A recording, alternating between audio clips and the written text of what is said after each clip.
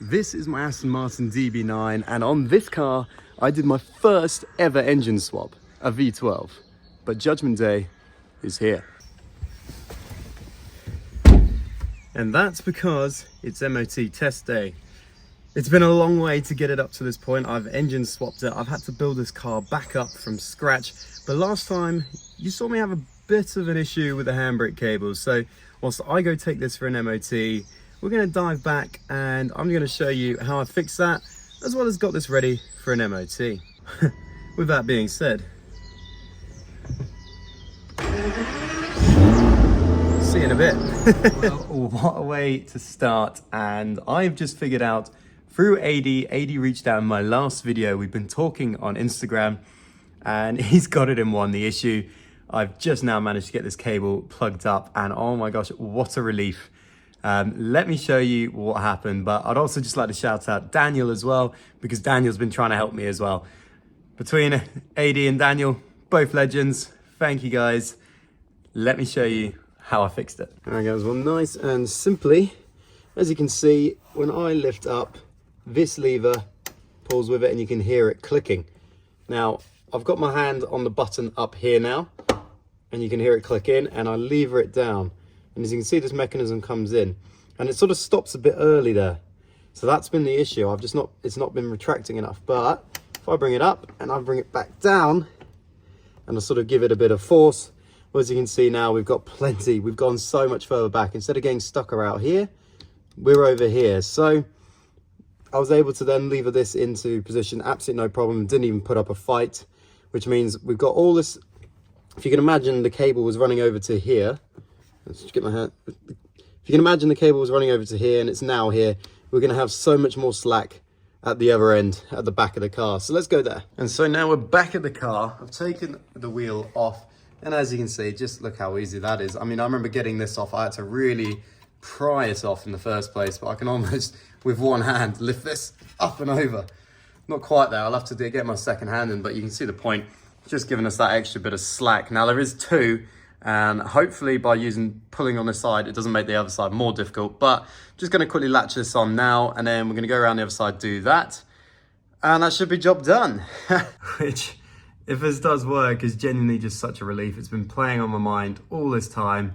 Last few days, it's near enough all I thought about is, you know, everything else in this car should be able to be sorted. I can do that, but I was just really beginning to doubt myself on this handbrake cable. And yeah, thanks to AD, thanks to the power of just sort of social media and just being part of a community, I would have been fully stuck here. I would not have known what to do. And it's because people like you are watching my videos and you're able to help people with more experience than me. And I'm obviously a lot more efficient and proficient at doing these kind of tasks than me.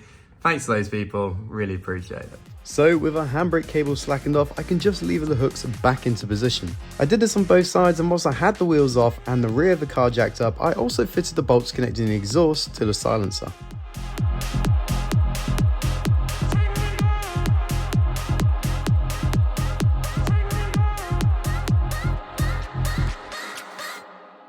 All right, I've got the wheels back on now on both sides, and let's have a look. Oh, that feels quite nice and tight. Oh, fantastic. And then let it down. Voila! Right, so with that, we've got another two jobs done. Handbrake cable feels nice and tight. I'm pretty sure the red light will go out when we lift that down, but obviously I'll check that later when I've got the battery connected up, but I'm pretty confident on that. Exhaust bolts also done. It's the bolts basically that just connect to the silencer. Right, in terms of resetting the codes, we're going to do that later. I've been told again by AD, so AD, thank you again, mate. You're an absolute legend for all this. On the ABS, actually, when I start to drive a car above 20 miles an hour, that should almost sort of recalibrate itself and go out. So that isn't actually necessarily as big a worry as I was thinking. I was thinking that maybe some of the wiring might have got damaged in the flood. But yeah, it could be that just needs to go. The car needs to go above 20 miles an hour so you can get some kind of the wheel speed sensors can engage or something like that, or it can calibrate itself somehow. I'm not really too sure the sort of science behind it, but that should clear itself. So now that means it's just time to put all this back together. And I know one of you commented about getting rid of the cable tie here. Well, I've done that. So yeah, thanks to the tip. Apparently people can get it caught and break the key. which yeah, I can imagine being a nightmare, so thanks for that tip, that is gone. Before partially reinstalling the interior, I did quickly fit the bonnet latch as well. Back to the interior though, I'm installing the battery tray first and then afterwards repositioning the battery back inside it. I'm not going to power it back up just yet though.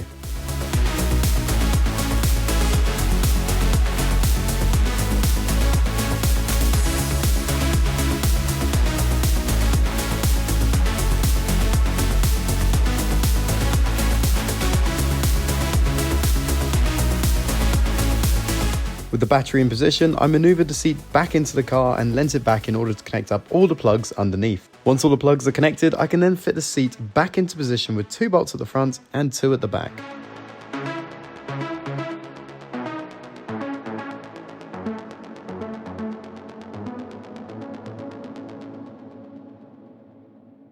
And job is a good one. Get that all the way out the way. Hey.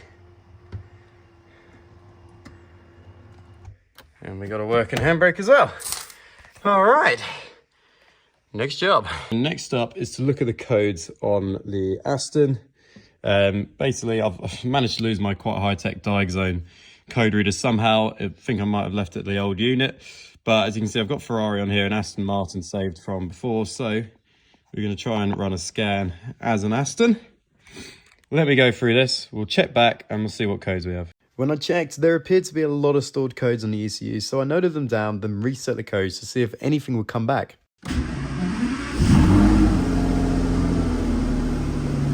Hey, oh, airbag light.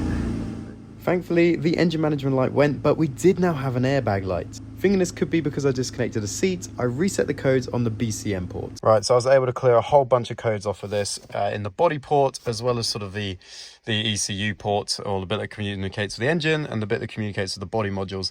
So I'm hoping we should no longer have these failures, because it did clear off a lot of like brake stuff and bits like that. So we shall see. System check. Brake. So the airbag light went, which I expected, but annoyingly the ABS light was still present and I was beginning to worry. I started by checking the earths at the bulkhead, but they all seemed fine. I then checked the plug to the module for any corrosion, but that also seemed fine. I was at a bit of a loss here and figured I'd need a helping hand with this. Things seemed to go from bad to worse shortly thereafter. I was in the middle of bleeding the power steering, which at first was going okay, until I turned on the engine. Those of you with a keen ear might just hear the liquid escaping in the background. From the engine bay, this is what was happening.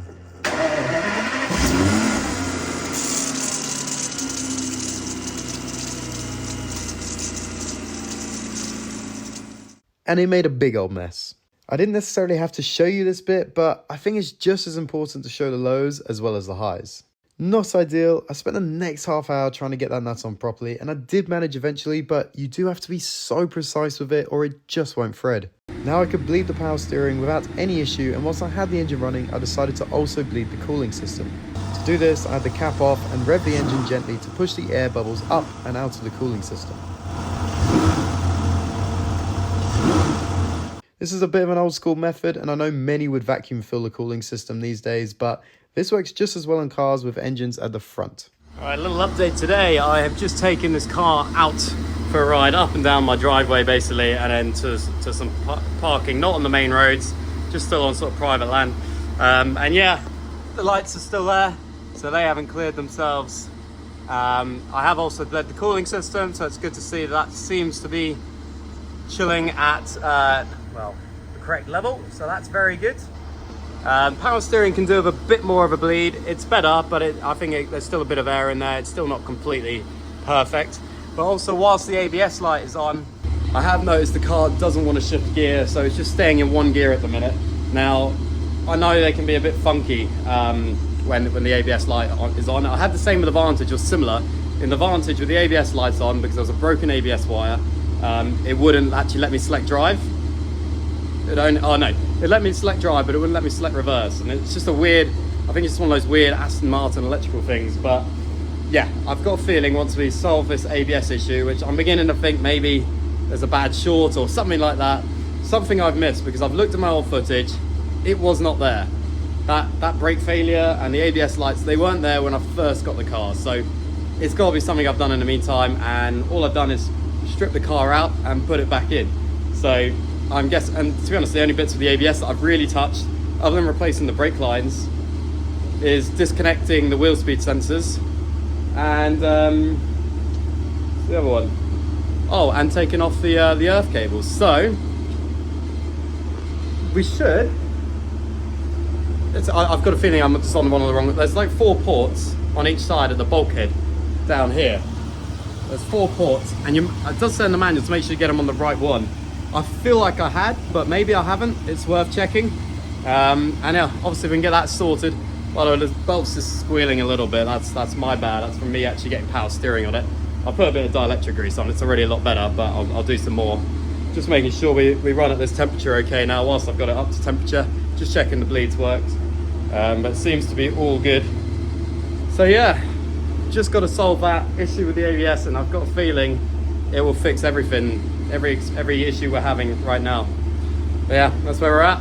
And with that, I called in my friend Tom to come and take a closer look at this ABS issue. Well, welcome back to another week, and I have something to show you. And that is, if I turn on our ignition, you will see those ABS lights. Ready? Disappear.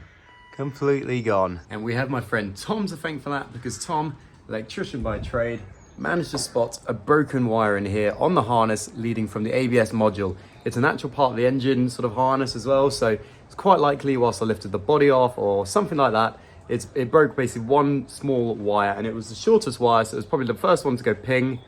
And anyway, he managed to find that within about 5 minutes.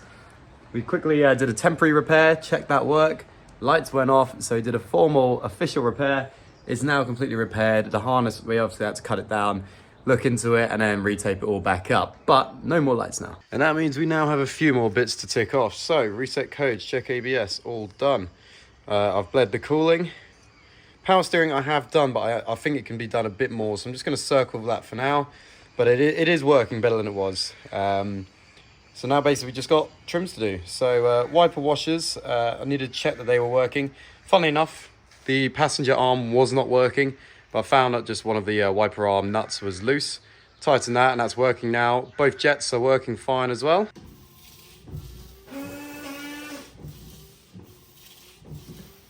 Perfect.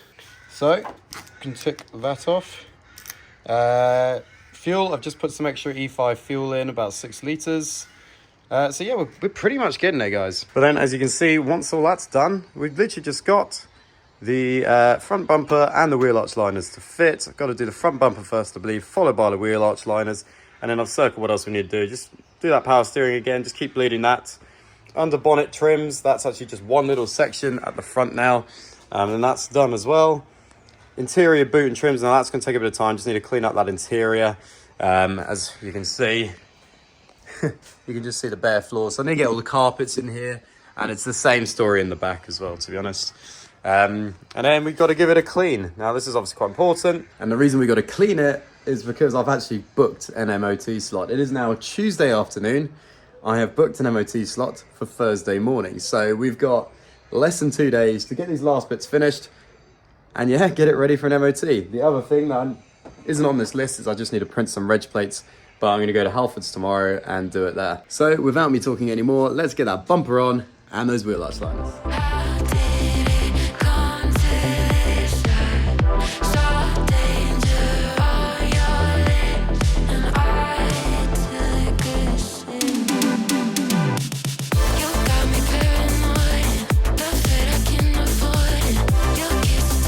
Here I fit the underbonnet trim, but I soon realised I used the wrong bolts, so I had to swap them out. They were the same thread though, so no biggie, but the bolts I use need to be used in the wheel arch liners.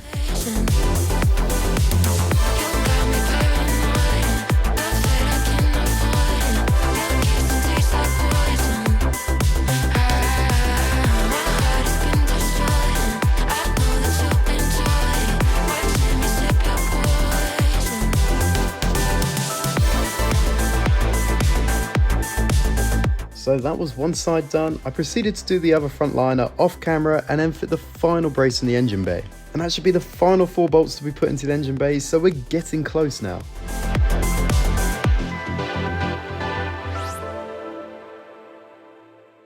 Yes, I'm just trying to fit this rear arch line now, actually. And we basically had some issue with a couple of clips just being welded together with the actual screw, as you can see. It didn't want to come out. I've tried heating it, still nothing. So anyway, I've just used an angle grinder to cut it out. I don't have any more of these clips with me, but I've just checked and I can get some from Whole Foods tomorrow. And I need to go to Whole Foods anyway to service my bike for my Ironman. Print off some reg plates as well. Obviously for the MOT, we need to fit those. But yeah, other than that, we'll be fine. So I can't fit the wheel arch liners until I've got more of these. So I'm just going to start focusing on inside the car and getting that fit up instead. So tomorrow it should just be rear wheel arch liners, clean the car, job's good.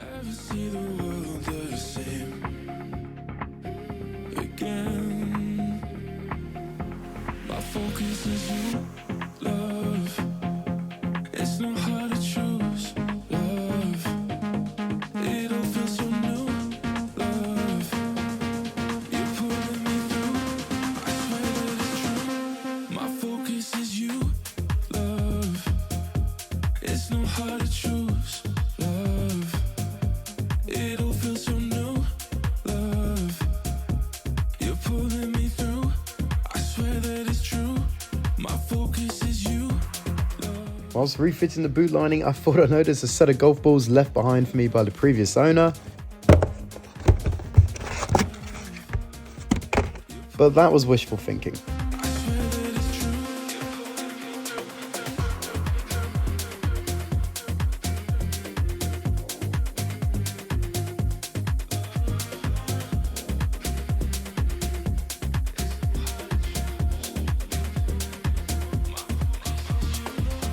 All right, well, really good progress. As you can see, we've basically just done the interior.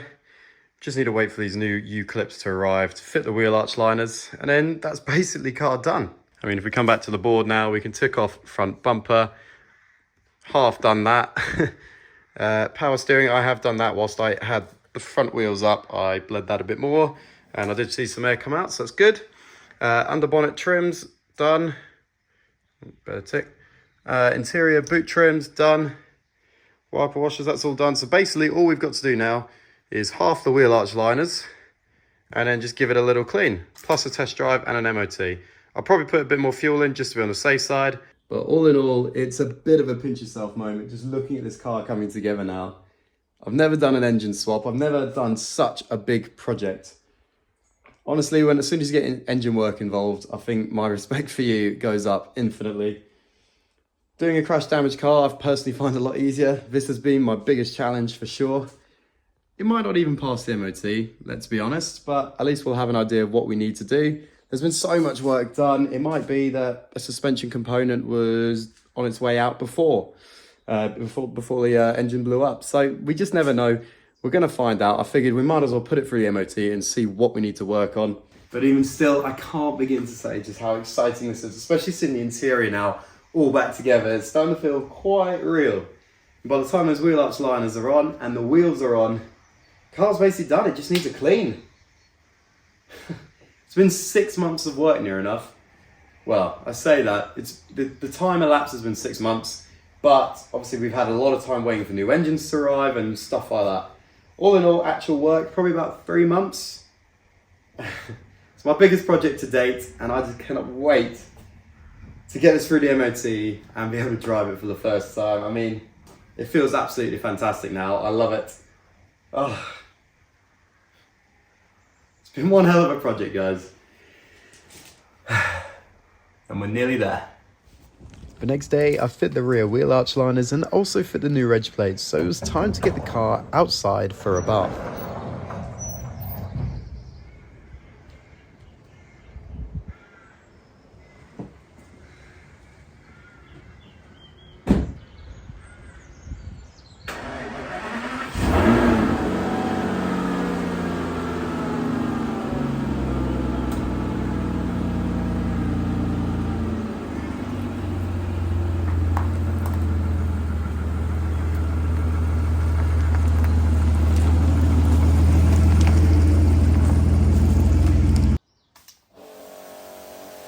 So I got to work with giving the car a long overdue wash, and here was the result. The car was already looking so much better, and even editing this now, I'm just loving seeing the car whole again like this. It feels like such an accomplishment. Right, one Aston Martin ready to go for an MOT. Do I think it will pass? Well, I honestly have no idea. It could well fail, but at least we'll know what we need to do to get it back to a pass. There is one thing I'm just not sure on. Let me show you this. This is the windscreen, and as you can see, it's got this crack going all the way down here. Now, I've spoken to an MOT tester and I've spoken to some specialists, and they all say this should be fine. But I guess you just don't know about the tester on the day. Now, because it's down the bottom, it's out the way of the driver's view, and it's also not in the wiper motion, which will come up here.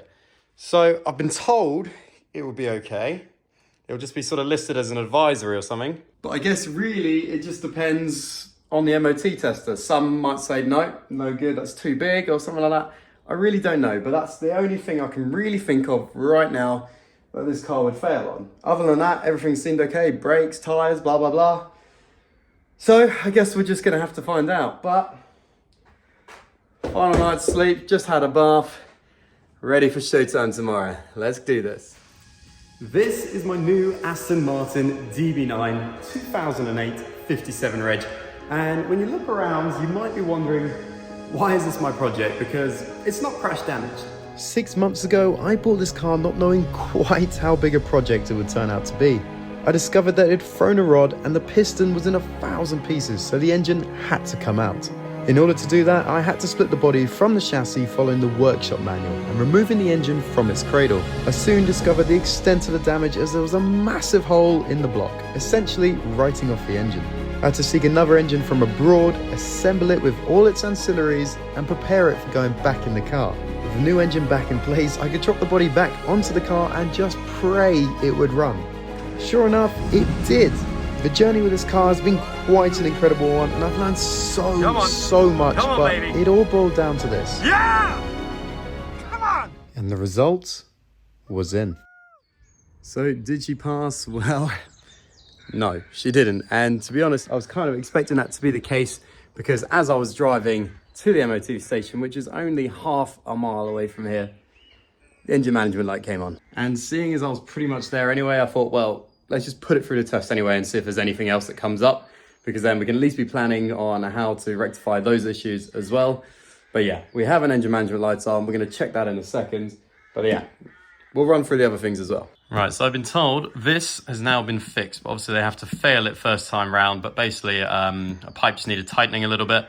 That might well have been the one that I fit. Maybe that's just my bad for not tightening enough, but that is now fixed. That is not an issue anymore. Engine mill, like I say, indicates a malfunction. We're going to check that in a second. Horn not working, need to investigate. Hopefully that's just a bad fuse, but it might be that we actually have an issue with the horn sort of tooter. I don't know what you'd call it, but the actual horn itself. And then we got a position lamp not working near side front. Now, if I show you the working side, as you can see, we have a bulb lit here. But if I come around to the other side, there's no bulb lit. And in fact, whilst it's quite hard to see, it looks like there's no bulb there at all. So that shouldn't be too bad to fix. Should just be a case of installing a bulb. And as for the horn, well, to be honest, I just don't, sadly I fly to Valencia tomorrow for my Ironman, so I just don't have time to really investigate that, because I wanted to get this video to you guys now. Hopefully, fingers crossed, just a fuse. And then, like I say, let's have a look at this engine management light now. And I will say, just before plugging this in, it does sound like at low revs it is missing very slightly, or at some points a bit more noticeably now. And again, it wasn't doing that before the MOT test, but literally in the half-mile drive to there, it started doing it. So it's got new spark plugs, it's got fresh fuel. My money is going to be on Copart, because that's like the one thing I haven't changed, and it would just be blooming sod's law. And I've called it. We've got an ignition coil, primary, secondary circuit fault. So it looks like we've probably got a bad coil pack. And we also have the power steering pressure sensor switch, circuit, high input. The other fault is just because the system's not done enough miles to check itself. So basically we need to get rid of those two faults. The horn needs to start working, and we need to fit that bulb. And then this car is ready to go back on the road. So aside from the engine management light, which we will try and tackle, to only fail on two smaller things, a bulb not being present and a horn not working, well, I'll take that, to be honest, considering the amount of work we've had to do on this car. And yeah, it won't take much to get this back on the road. So anyway, I hope you've enjoyed this video. Take care. I will see you at some point next week because I'm off to Valencia to do my Ironman. Link in the description if you would like to donate for that. I'm running in memory of my dad, so any donations will be greatly appreciated. Anyway, hope you enjoyed the video. Take care and see you soon. Bye bye.